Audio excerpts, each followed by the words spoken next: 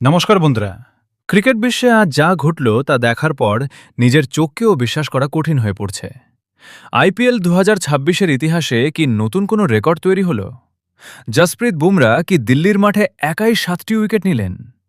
দিল্লির ব্যাটসম্যানরা কি আজ বুমরার ইয়র্কারের সামনে স্রেফ ধুলোর মতো উড়ে গেল? ভিডিওটি শেষ পর্যন্ত দেখুন, কারণ আজকের এই অবিশ্বাস্য গল্পের প্রতিটি মুহূর্ত আপনাকে চমকে দেবে। দিল্লির অরুণ জেটলি স্টেডিয়াম, যেখানে বাউন্ডারি ছোট আর রান হয় পাহাড় সমান। কিন্তু আজ জসপ্রীত বুমরা যখন বল হাতে নিলেন, তখন মনে হচ্ছিল তিনি কোনো অন্য গ্রহ থেকে এসেছেন।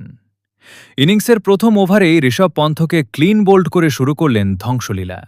এরপর একের পর এক বিষাক্ত ইয়র্কার আর স্লোয়ারে দিল্লির টপ অর্ডার তছনছ। গ্যালারিতে বসা দর্শকরাও আজ স্তম্ভিত, কারণ কেউ কখনো ভাবেনি এক ম্যাচে একজন বোলার ৭টি উইকেট নিতে পারেন।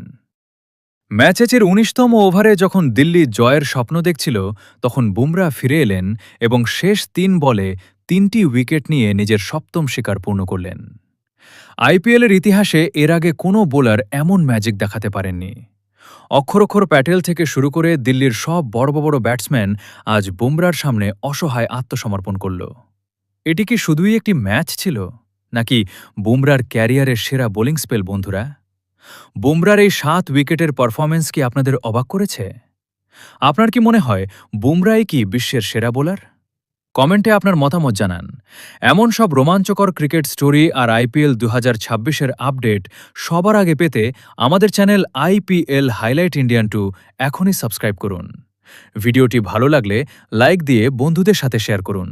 দেখা হচ্ছে পরের ভিডিওতে। ধন্যবাদ।